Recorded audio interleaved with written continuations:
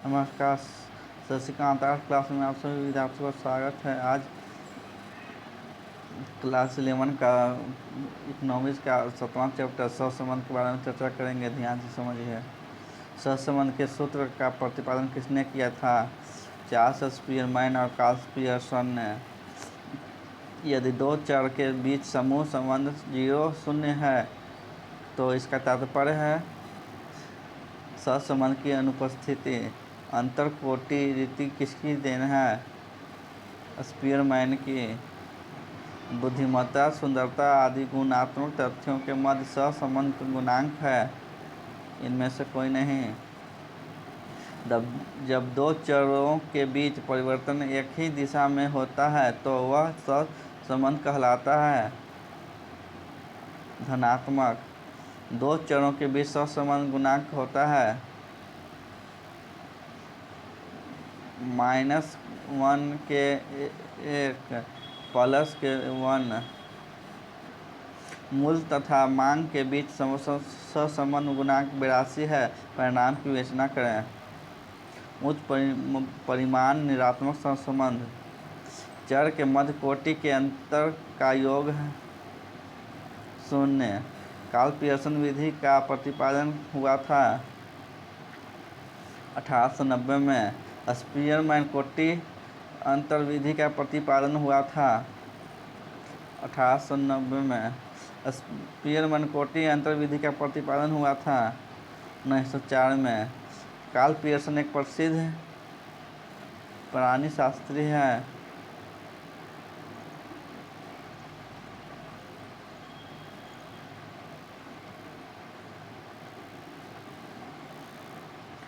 कद तथा वजन के बीच सहसंबंध गुणांक की इकाई अविद्यमान है।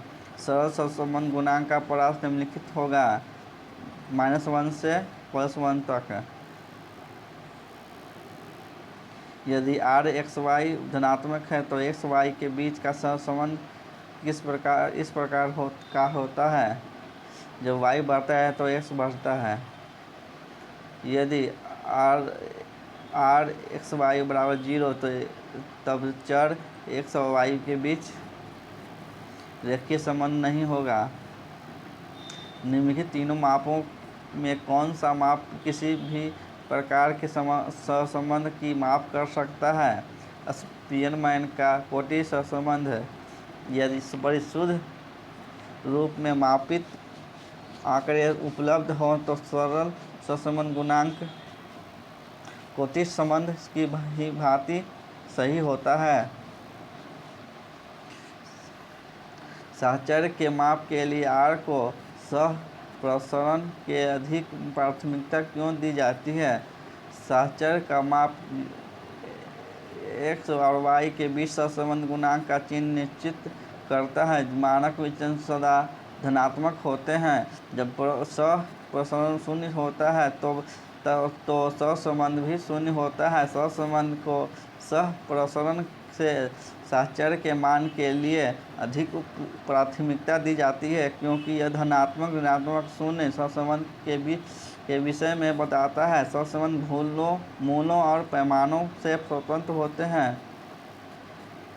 क्या आंकड़ा के प्रकार के आधार पर r =1 -1 तथा +1 के बाहर स्थित हो सकता है? r +1 बड़ा है r -1 से। +1 और -1 के बीच स्थित होता है। यदि यह +1 से बाहर हो तो इसका अर्थ है कि दो चरों में संबंध आरेखीय है। अतः इसका विवेचन करते हुए हमें यह याद रखना होगा कि अवश्य इसमें कुछ त्रुटियां हैं। क्या सहसंबंध के द्वारा कार्य कारण संबंध की जानकारी मिलती है? उत्तर नहीं, सहसंबंध द्वारा कार्य कारण की जानकारी नहीं मिलती है। अक्सर विद्यार्थी यह विश्वास करने लगते हैं कि सहसंबंध दो चरों में वहाँ सहसंबंध सुझाता है जहाँ एक का कारण दूसरा है। उदाहरणतः यह वस्तु की मांगी गई मात्रा और कीमत में सहसंबंध स्पष्ट स्पष्ट कीमत में वृद्धि तथा मांग की मात्रा में कमी का कारण है। इसके विपरीत भी कीमत में परिवर्तन मांगे गई मात्रा में परिवर्तन लाता है, परंतु जिस बिंदु पर ज़्यादा बल देने की आवश्यकता है यह है कि चरों के बीच कारण और प्रभाव सहसंबंध के सिद्धांतों में कोई भी पूर्व स्थिति नहीं है। सहसंबंध दो चरों के बीच किसी कारण और प्रभाव संबंध के साथ या उसके बिना सहसंबंध की कोटि तीव्रता को मापता है। सहसंबंध दो या दो से अधिक चर मूलों में पारस्परिक संबंध की दिशा तथा मात्रा को एकात्मक माप है, परंतु सहसंबंध की उपस्थिति से यह नहीं मान लेना चाहिए कि दोनों चरों में आवश्यक रूप से प्रत्यक्ष कारण तथा परिणाम संबंध है। सहसंबंध सदैव कारण परिणाम संबंध से ही उत्पन्न नहीं होता, परंतु कारण परिणाम संबंध होने के पर निश्चित रूप से सहसंबंध पाया जाता है। अगला क्वेश्चन, सरल सहसंबंध गुणांक की तुलना में कोटि सहसंबंध गुणांक कब अधिक परिशुद्ध होता है? उत्तर, सरल सहसंबंध गुणांक की तुलना में कोटि सहसंबंध गुणांक अधिक परिशुद्ध होता है, क्योंकि इस विधि का उस स्थिति में भी सुगमता से प्रयोग किया जाता है जबकि आंकड़ों के स्थान पर केवल श्रेणियां ही दी गई हों। साधारण गुणात्मक श्रृंखलाओं के ढीले सहसंबंध अनुमान लगाने के लिए भी प्रयोग किया जा सकता है। स्पीयरमैन श्रेणी अंतर सहसंबंध विधि पियर्सन सहसंबंध गुणांक की अपेक्षा समझने में सरल है। यह विधि गुणात्मक चरों की अच्छाई, बुराई, बुद्धिमत्ता, सुंदरता, पवित्रता आदि के सहसंबंधों का ज्ञान करने के लिए सर्वश्रेष्ठ है।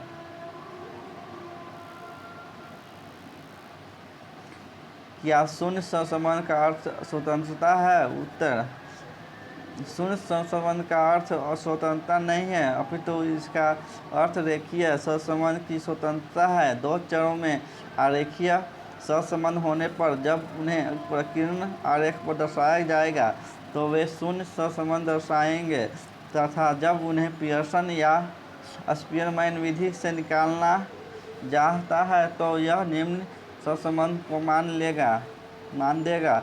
नीचे दी गई आकृति के द्वारा इसे समझाया जा सकता है।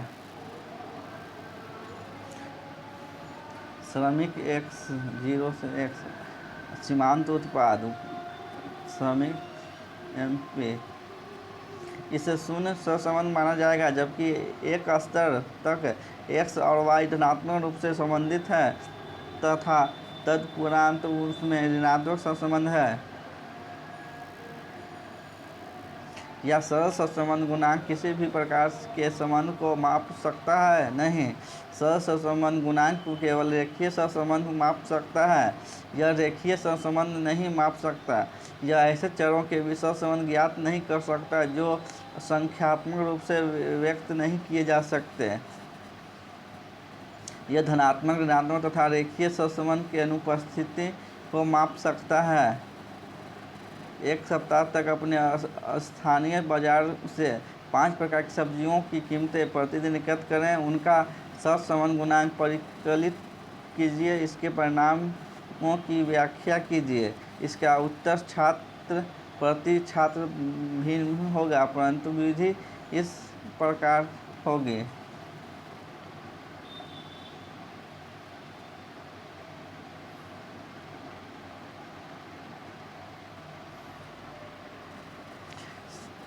सब्जी क ख ग अंग कीमत सप्ताह 1 कीमत सप्ताह 2 XY। सप्ताह क की कीमत को x तथा सप्ताह 2 की कीमत को y तथा x बराबर 5 मानते हुए सहसंबंध गुणांक की गणना करो। क्वेश्चन, अपनी कक्षा में सहपाठियों को कद मापिए, उनसे उनके बेंच पर बैठे सहपाठियों का कद पूछिए। इन दो चरों का समान गुणांक वर्गीकृत कीजिए और परिणाम का निर्वचन कीजिए। सभी बेंचों पर दाईं ओर बैठे छात्रों को x तथा बाईं ओर बैठे छात्रों को y कहें। यदि कक्षा में 40 विद्यार्थी हैं तो 20 जोड़े बन जाएंगे। यदि संख्या विषम है तो विद्यार्थी को छोड़ना होगा। उनके कद ज्ञात करके कैलकुलेशन की किसी भी विधि के द्वारा सहसंबंध गुणांक ज्ञात किया जा सकता है। कुछ ऐसे चरों की सूची बनाएं जिनका परिशुद्ध माप कठिन हो। उत्तर: ऐसे कुछ चर हैं इस प्रकार हैं: सुंदरता, बुद्धिमत्ता, ईमानदार, अनुशासन, आत्मविश्वास, संस्कार।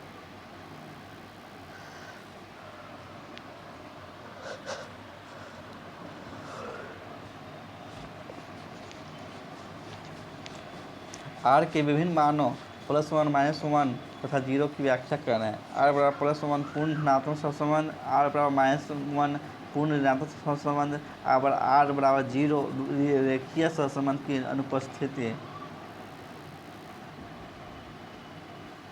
पियर्सन सहसंबंध गुणांक से कोटि सहसंबंध गुणांक क्यों भिन्न होता है? पियर्सन सहसंबंध गुणांक की भांति श्रेणी सहसंबंध भी +1 -1 के बीच स्थित होता है। हालांकि समान तौर पर यह सामान्य विधि की तरह यथावत नहीं होता। इसका कारण यह है कि इसमें आंकड़ों से संबंधित सभी सूचनाओं का उपयोग नहीं होता। श्रृंखला में मदों के मानों के वे प्रथम अंतर जो उनके परिमाण के अनुसार क्रम में व्यवस्थित किए जाते हैं, आमतौर पर कभी स्थिर नहीं होते। सामान्यतः आंकड़े कुछ केंद्रीय मानों के आसपास सारणी के मध्य में थोड़े बहुत अंतर पर एकत्रित होते हैं। यदि समान अंतर पर स्थित होते हैं तब आर एक समान परिमाण देते हैं। प्रथम अंतर तथा क्रमिक मानों में अंतर होता है। यह कोटि सहसंबंध को पियर्सन गुणांक की अपेक्षा तब अधिक प्राथमिकता दी जाती है जब चरम मान दिए गए हों। सामान्यतः आर के का मान आर से कम या इसके बराबर होता है।